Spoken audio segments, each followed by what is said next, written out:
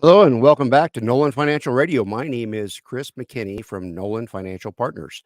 If you'd like more information about what you'll hear during our show today, give us a call at 719-210-4242 or visit us online at our website, nolanfinancialpartners.com. And while at our website, click on the radio page, check out our past shows, and subscribe to our program on Apple Podcasts, Spotify, Google Podcasts, or Amazon Music. In my work, I've seen an uptick in young people expressing deep pessimism about whether they'll be able to retire one day. In some cases, I'm hearing this directly from a young client, and in other cases, I'm hearing it from older clients who are concerned about their 20-something kids being able to retire. They're actually making appointments with me for their kids. The kids, you know how they are. They're reluctant to come, but they learn things and they're better off for it, right? So during our show today, we're going to look at potential retirement steps and scenarios at different ages. But before we get into that very important topic, I'd like to introduce you to my co-host, Tony Shore, who I think is also very important. Well, I don't know about that. We'll see how important I am. We were talking about that before the show about egos and self-importance and, people with that issue. And of course, you looked pointedly at me. I don't know why you would do that. But anyway, yeah, exactly. Well, Chris, this is going to be a good one. I mean, obviously, I think a 20-something just starting out in their career could be worried about being able to retire. I get that. Or having the money. I mean, my son, who's 24 and relatively newly married, just about a year now, they were talking to us like they don't know, when we were their age, we were starting to save for a house, and we bought a house not too long after we were married. They don't think they'll be able to buy a house for a long, long time, at least with the prices and interest rates the way they are and their salaries. They can't afford to buy a house. So that's a concern. I think the younger people, the 20-somethings, 30s, they have an uphill battle, especially compared to what we had, I think. Yeah, they do. It really depends a lot on, what their jobs are and what That's they're true. making, of course. Yeah. But your typical person is making in that when you're in your 20s and early 30s is that $50,000 to $100,000 range, and so that is tough to build up savings to put 10 or 20% down on a house. Yeah. And so and my son's not quite at the 50 range yet, but he's going to get there and make much more, but that's about where he's at. And I think his wife's there a little more, but they just don't have even combined income what it needs yet, because they're just out of school, and he went to grad school. So he's got $60,000 in college debt too, and she has college debt. That's right. So they got a half a mortgage payment starting out of college. Yep. And then if they want to start a family, so they're not 60 years old and trying to pay for college for kids, they want to go ahead and start that family. And so it keeps pushing back that home ownership, and keeps putting behind the 8 ball on retirement savings as well. Yeah. And so it's a real challenge. Yeah, I think it is. I think it is. But before we jump back into this topic, I wanted to ask you how you've been. Now, Tara's coming home from an extended leave. She'll be in the area, back at home. And you talked to me about getting the house clean, getting everything ready, getting prepared. You don't want her to have to come home to a dirty house, right? No. I can advise every spouse out there, if their spouse is coming home from a long trip, hire a professional cleaner to clean your house. Right. They will make it smell and look great. It's worth it to have your spouse come in and your house is super clean. They're like, "Oh, it's so clean." That's worth a lot. Yes, it's worth a lot. You're right. That's good advice, Chris. But you're not. I mean, it's not looking like a bachelor pad. I mean, right? It was 2 days ago. Was it? I got a little bit of buildup of laundry. Oh yeah. You know how that is. happens. Yeah. Yeah, you gotta keep up on the dishes and the laundry. When you're batching it for so long, you might get a little lazy on some of the routines that, Tara would normally be Yeah. cracking the whip on, right? Well, a clean kitchen is a dirty dishwasher, and my dishwasher was clean too much this week. Right, yeah, once it's clean, you're like, "Man, I don't no Then you, unloading and loading is such a hassle, oh let's just man, leave it." I gotta take all the clean dishes out, and then I gotta take all these dirty dishes and get them in I'm the there. same way. I'm the That's same gonna way. be Is the like dish 5 minutes. I can't do that. is the dish that's my judgment on whether I'm going to load the dishwasher. Is it currently clean or dirty? "Oh, it's clean, sorry, don't I've have got time." I've got to do some couch time. Couch is Alright. calling. Well, yeah. So, I Yeah. know that a lot of our listeners are in the 50 plus range, Oh, or some sure. are already retired, and, the folks you end up working with are, usually 45 plus in that range when they start to you really That's get true. serious about retirement or financial planning. But, starting earlier is better. So I'm glad we're talking about this on today's show. Where do you want to begin? Well, I wanted to start with a Georgetown survey. We like to start with some facts, and then we can talk about those. So, Yep. Georgetown University did a survey of young adults, and so even those that weren't really struggling with day-to-day finances, they just aren't optimistic about being able to retire. So, the 28% of the respondents who indicated they anticipate retiring later than age 65 expect to never stop working. Wow. Ouch. Yeah. That that's not a good outlook, right? No. So, well, and you mentioned some of their problems, right? Younger workers don't have the adequate education about retirement planning, so they're not doing anything. They also may be putting off savings for retirement because they're focused on getting rid of high interest debt. Maybe they went to college and maybe they financed it a little bit with a piece of plastic, right? It's homie's got to eat. Um, Also, there's about almost a half have student loan and consumer debt. Uh, all these Wow. young adults. Wow, and that's a lot of people, right? And then repaying that debt is a focus for them before they start saving for retirement. And I understand that. That's good finances to pay off that debt, then take that same money that you've been paying that debt off and then put that into retirement. So that's a good way of thinking about it.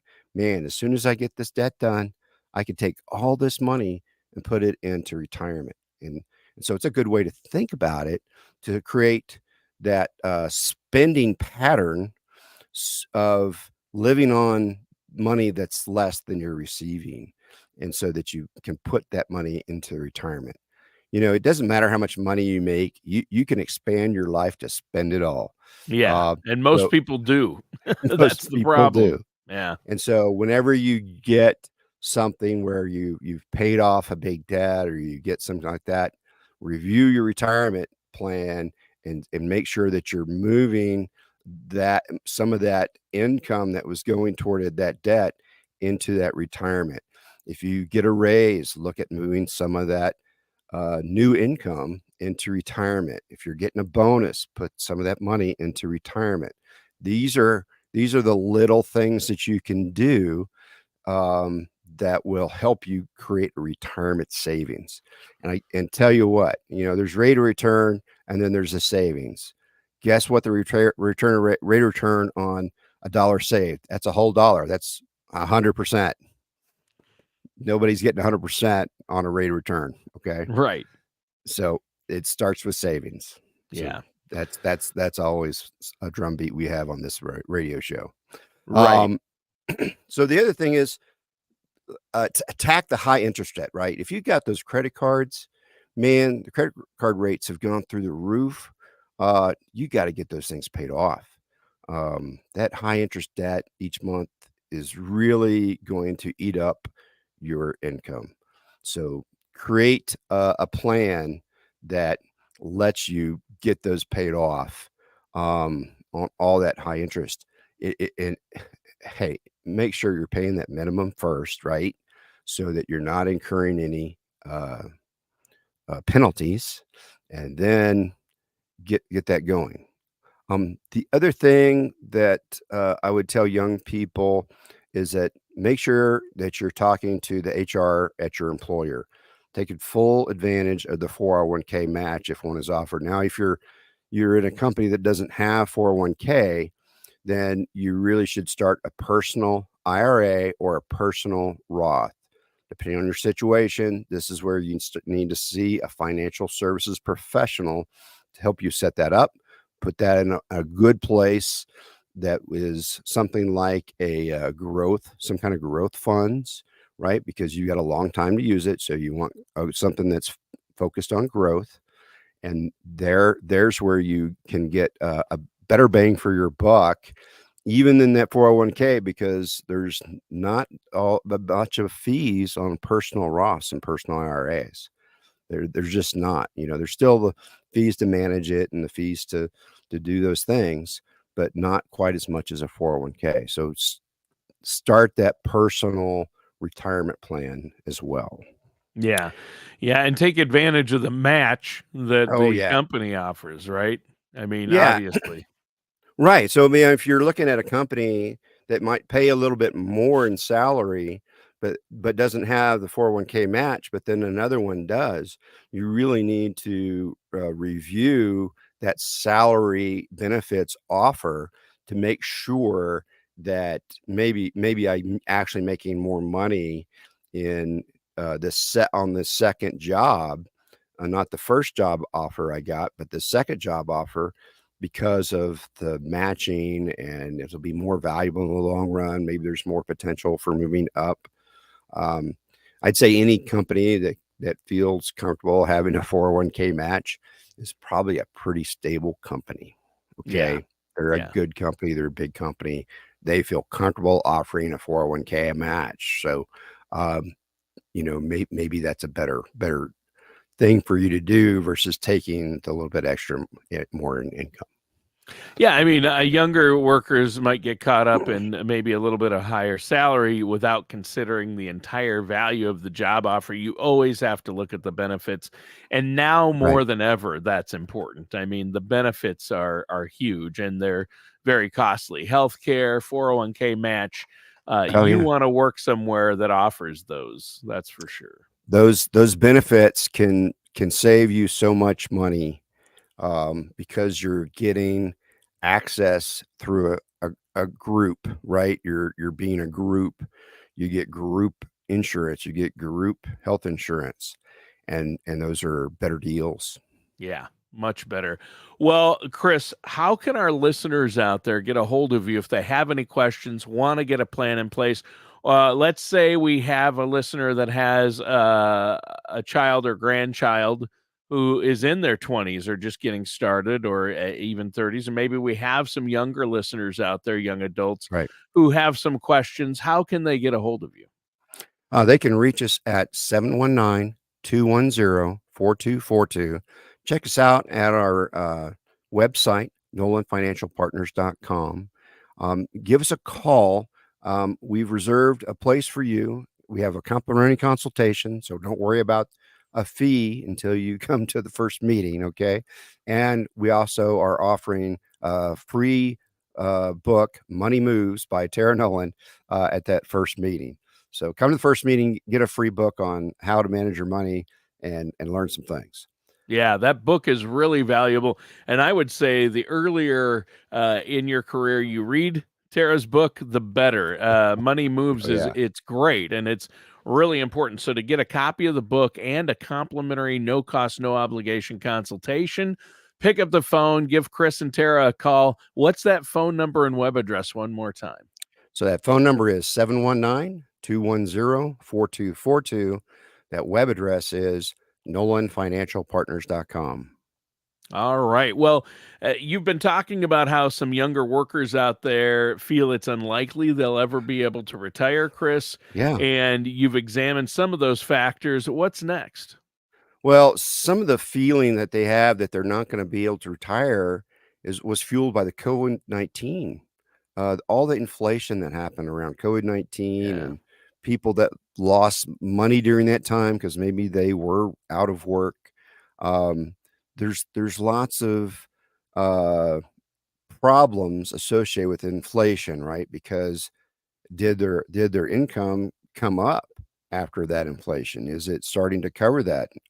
Have they now lost that buying power to be able to invest in retirement? But inflation is a really excellent reason to begin savings for retirement as soon as you can, because once inflation starts to slow down at some point, we're going to see some market returns, and that money invested now is going to start to go up.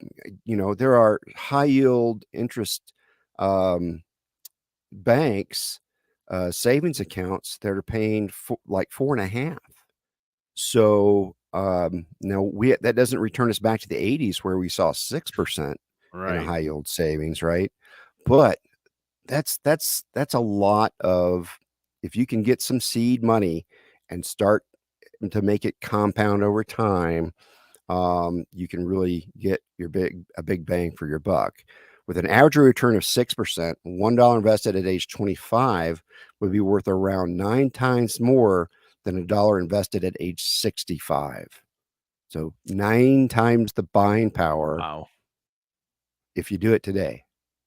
Yeah. There you go. When's the best time to plant that tree, Chris? 20 years ago, right? 20 years ago. And when's the second best 30. time? The second best time. Right now. Today. Yeah. Yeah. Do it now. I mean, those stats show you that's where it's at. I mean, yeah. And again, you don't want to make any of these moves without working with a financial professional, and you've got to get yourself ready for retirement, and the sooner you start, the better. I mean, how many times you think when you first sit down with somebody to talk about their financial planning, that once you get into it, they say, man, I wish I would have done this differently when I was in my 20s and 30s. So many times. Yeah. I say that every day. 5 years ago, 10 years ago, 20 years ago. It doesn't matter. When I show it to them, I say, look, it doesn't matter. We are here now. We have what we have. Let's figure it out. Yeah. The past is the past. Worrying, saying, shoulda, coulda, woulda doesn't help now. Doing it now helps. Yeah. Nobody leaves my office crying. Okay. Well, that's good. That's a rule I have. You've probably left your office crying, but none of your clients have. If they come into the office and they do end up crying during thing, they don't leave crying. They leave with a smile and a nice handshake. And if they want a hug, they can have a hug. I have learned to be a hugger. I did not grow up that way, but tell you what, sometimes you just need a hug. But only for clients I've had for a long time that I know. I'm not a gratuitous hugger whatsoever. No. Yeah. Nope. And not unless it's requested or required, but obviously there's a lot of questions here. You've got to get yourself ready for retirement. What should younger workers do? I mean, what if your company doesn't offer a 401k? What then? Well, if they don't have a 401k, then you need to seek out a financial service professional. That 401k with the company has a financial service professional administrating that 401k and making sure it's right for the people in that company. So you need your own. Okay, so because you don't need to start your own investment plan. If you're a contract worker, so you're not getting any benefits. If you're for whatever reason that don't have a benefit plan, you need to start your own. Now, depending on what type of worker you are, depends on what kind of investment retirement account that you open. So it might be an IRA, it might be a Roth, it might be a SEP, it might be a simple, it might be a lot of different things. It really depends on your specific situation. You need to see a professional to at least get started, get started with something. I don't care if it's $50 a month, you can start there. And you can start there. Really, I promise. And it's okay to start with $50 a month. I Yeah. started with $30 a month. Yep. Yeah. Start wherever you can. Just make sure it's a Yeah, certain amount each month and try to grow it. Try to add more and more as you go. that's right. Start out with 1% of your income, then go to 2, then 3, then 4, and then see where you can go, Yep. so that your spending plan starts to incorporate that savings aspect, right? Yeah. Um, so investing may be a good move, but you want to make sure that you have that professional advice, um, to so that you understand what that investment is going to do and not do for you. Right. When are you going to have availability for money? You mentioned earlier about buying a house. If I put my money in this account, can I use it as a down payment on a house? Well, maybe if you put it in the right one. Okay. Right. So so you want to make sure that all those things, your financial future plan lines up with your current financial plan. And so that's what we help people do. We are not ever trying to take away money from your living and for your having fun. We're trying to make sure that you have the money to do all the things you do, Yeah. because it's whether it's getting a house or starting to have some kids or getting that RV. So because you're a big time backpacker and like to go up into the mountains and hike around, then that's what we'll figure out, right? That's Right. what having a personal financial professional in your life can help you do, right? Yeah. Yeah. If you're going to need a down payment on a house or a big purchase like a car, and you're saying, okay, I've got this money, I'm going to want to use years for this or next year for this, you're obviously not going to put it in a longer term situation like a Roth where you have to leave in there for 5 years before you can get the benefits or things like that. There are a lot of rules with different accounts, so where your money is allocated is almost more important than how much, right? Asset allocation is what you call that. Yeah, so you need to have assets that are ready for you if you have an emergency need, or ready Yeah. for you if you have that plan need, and then also be ready for you when you retire. And so there's different kinds of assets. There's different kinds of so there's an asset, which is an investment vehicle, and then there's the tax rules around them. And so all those things have to be lined up so that you can use the money the way you want to be able to use it. Because Yeah. if you put your money, it's tied up, and you're going to have to pay a 10% penalty on it to get it out, that doesn't help. Yeah. That's not helping you. You're losing Yeah. probably all your rate of return. You might as well stuck it under your mattress. Well, let's do better than that. We can do a lot better than that. Yeah, but you need to work with a financial professional, right? I mean, that's Yeah. some advice you'd probably give to our listeners out there, or maybe well into their careers, if not already retired. That if they're talking to a kid or a grandkid about preparing for retirement, right? So you don't know what you don't know. Right. There you go. And there is no there's no financial education in high school beyond how to fill out a checkbook, Yeah. And now I right? don't even know if they do that anymore. Probably not. Yeah. Um, and so how are you getting your financial education? If you're listening to this radio show, then you're getting a financial education, but I can tell you it's probably not complete for you specifically, because we're always talking in generalities. You need to have that specific education for yourself, Yep. right? And all the various financial products that are available to somebody, so they can have that asset allocation and keep their money liquid and get the best bang for their buck with that money. Right. Right. And so I think that makes perfect sense. And, we've talked a lot about people starting off in their 20s or 30s, younger adults, Right. and how they may want to plan. Obviously, it's very different than if you're already, once you pass the age of 50. We've talked about that on past shows about how it changes. And there's so many things you have to do between 50 and when you retire. A lot of people are waiting until age 70 to retire just because we're living longer. Have you That's right. noticed that? Yes, I just met with a client yesterday, and she's planning to work past 70. She has her Yeah. own business, and it's taking off, and so she enjoys it, and, she just started it in her 50s. She started a consulting business, and she's Yeah. doing great with it, and her husband's gonna probably, work until he's in his late 60s. You know, why this arbitrary 65? I still feel good. I still like the job. Why wouldn't I work until, I get tired of it? Or you Some make me leave. Yeah, it could actually add years to your life because it gives you a Yes. purpose and a reason to get up every morning. You have the socialization aspect Right. of it, and it keeps you active and mentally active and physically active going to work or getting up and doing a job.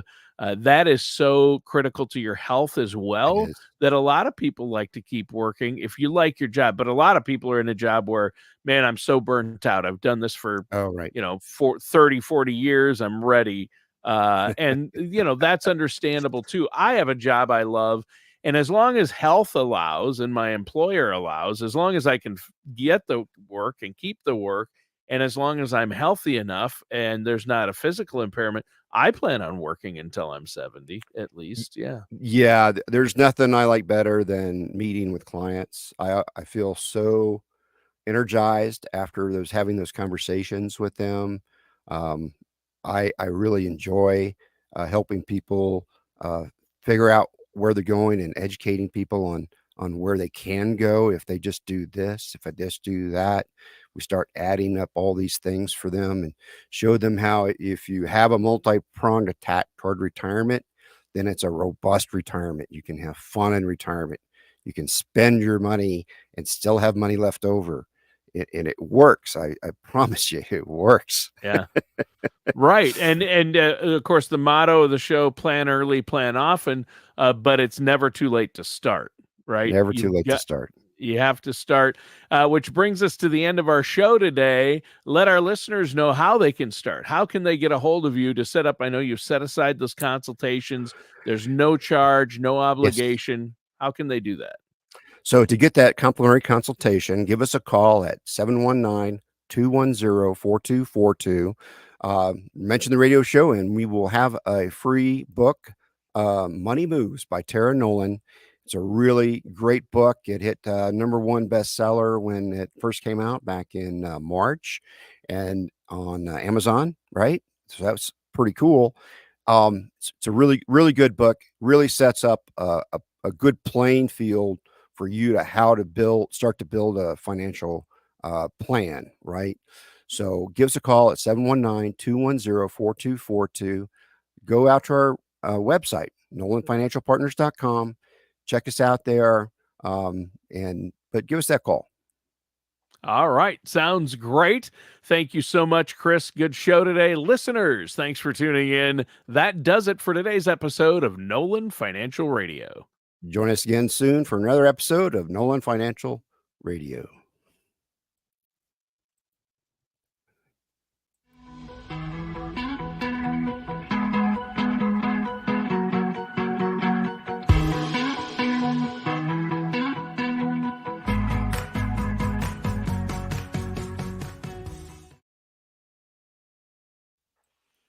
Good show, Chris.